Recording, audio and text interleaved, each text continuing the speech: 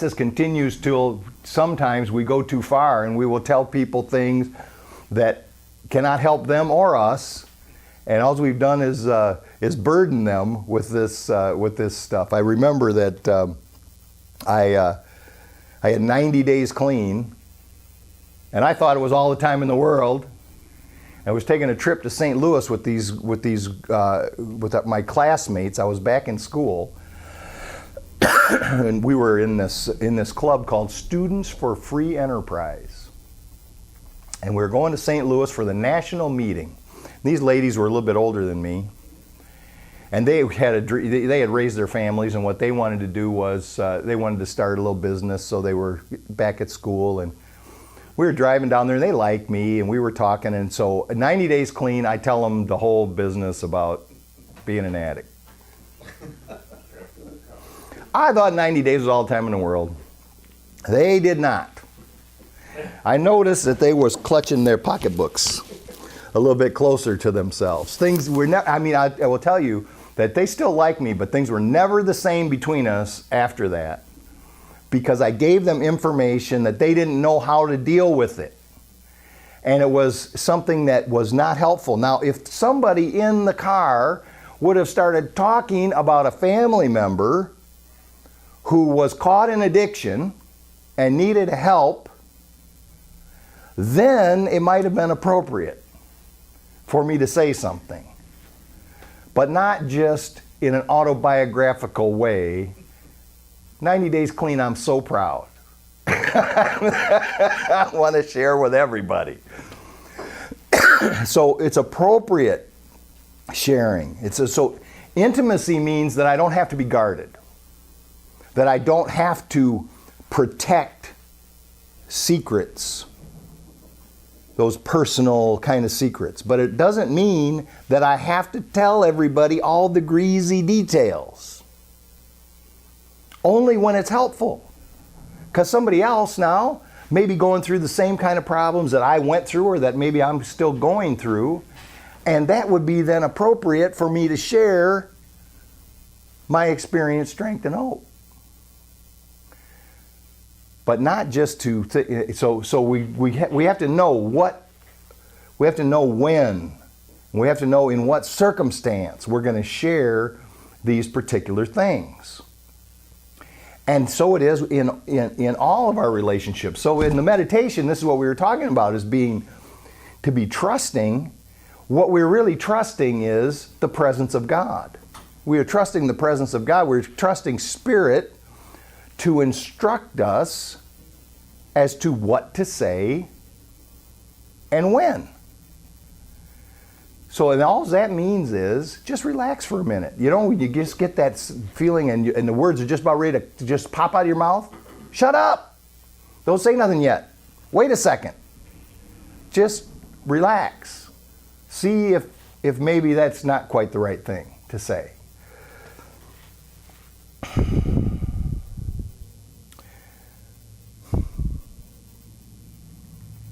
The real deal, to extend the real part of us out into the world that we see. This is an exchange. This is an exchange that is for the benefit of everybody that we come in front of. To get rid of all the baloney, to let go of all that stuff that we carry, all that hard edge. So I remember what Mark, my sponsee Mark, says in many meetings. He says, I come here to soften my heart. I come here to soften my heart. He says, because my addiction is hard-hearted. And so I come here and I open myself to the love of the fellowship so that my heart can be softened. And so this is the attitude and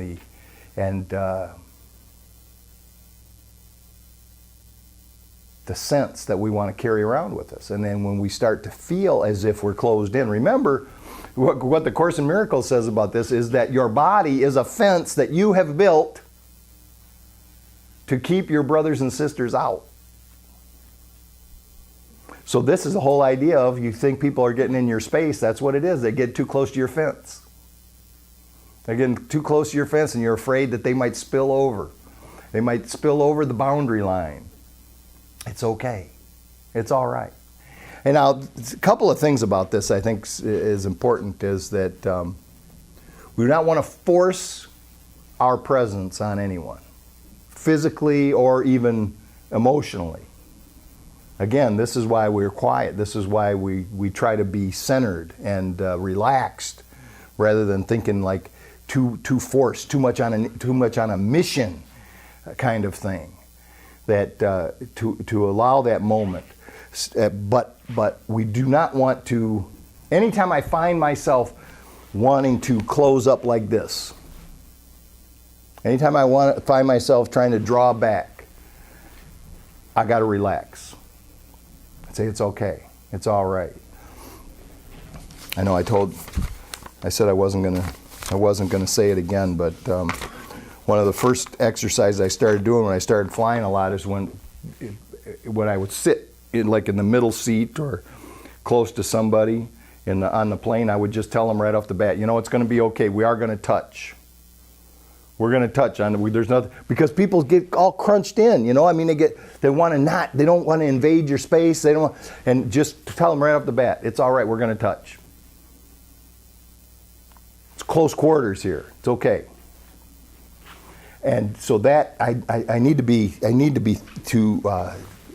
open to that anywhere. So to be genuine and true and say, I am not the mask that I wear. I'm going to make a commitment to remove the mask. I'm going to show the world who I really am. And this is such a freeing thing. Now I don't have to worry about it. It's not about image.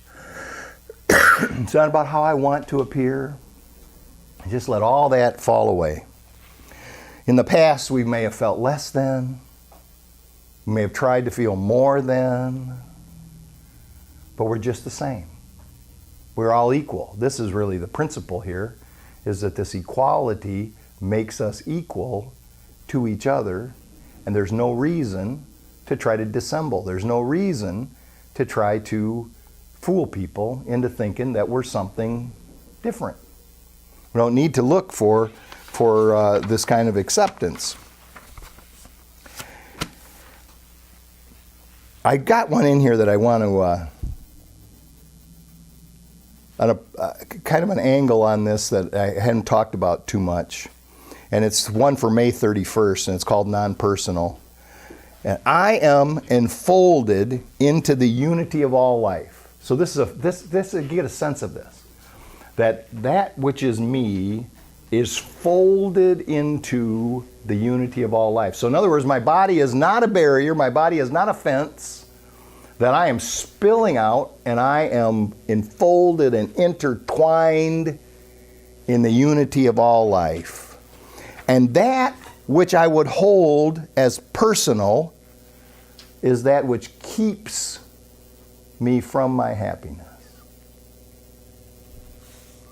We go together, or we do not go at all.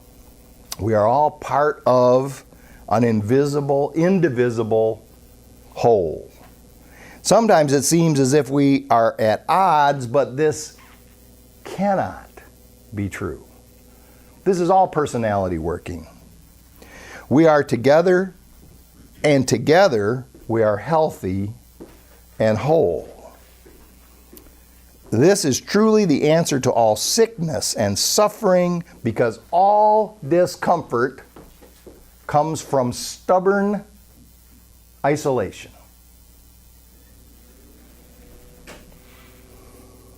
These circumstances that seem so all-pervading are really just little lies we tell ourselves.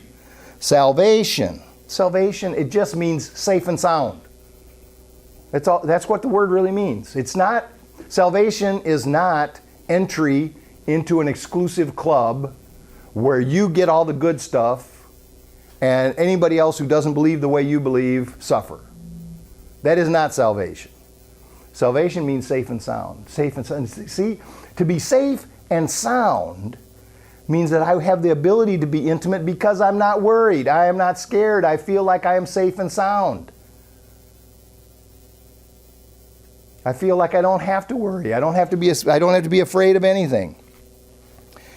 It is the realization of our common existence. It is the acceptance of our part in existence. We are integrated into the whole of God, and when we take on that role, we are instantly and eternally healed in all ways. And this is really the most important point, is that if we were alone, God would be incomplete. Because we would actually be what we're afraid we are. We would actually be separate. And since God is the whole of all life, that would mean that God was not complete. This cannot be true. All good things are ours in our unity. So to be real, to deal real, to give this exchange, is the exchange that is good for all is simply the exchange of love. So try this, and we have different places where we can use this as our training ground. We may not be ready to just go out into a whole room of strangers and do this, but we can start with the people who we're around all the time. Just relax. You don't have to, one of the things we can relax is this whole set of roles that we have in our minds. That we are playing a certain role, and this role is either an authority or something, or maybe our role is that we're supposed to be subservient in this particular relationship. Get rid of all of those. See yourself equal in all relationships. Forgive all of those roles that have us limited. Sometimes it's difficult as you have a family and there's kids, and you start to worry about how everybody's going to be provided for, and you take on this role of protector, and it changes the mindset. Now, some of us have talents and abilities that would lead us to do the things that a protector in a family would do, but to have it in our minds that this sets us above or apart from the rest of the family is not helpful. We do the things that we are called to do, but always with that idea in mind that everyone in this relationship is equal, of equal value, and each person brings something to it that is of value to the relationship.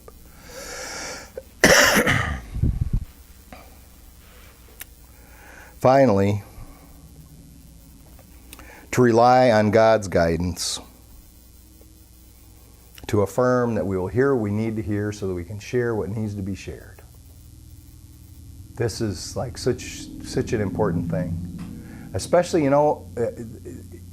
when we meet new people, because we think when somebody's new now we got to be on our best behavior.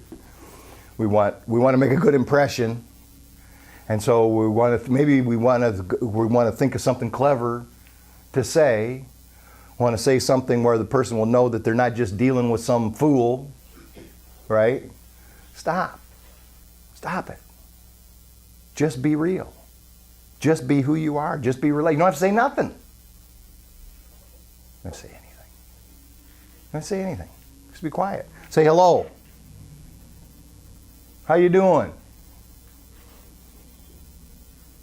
And just let things go from there. See what happens. Don't have to tell a story. Don't have to craft a story. Don't have to make some stuff up. Just see what happens. Just relax. It's all going to be okay. It actually already is okay. We just need to put our minds around that. That the fact of the matter is, everyone in the room, in this room and in every room that you go into, everyone in the room is loving you right now. And you are loving them. And that's the real deal.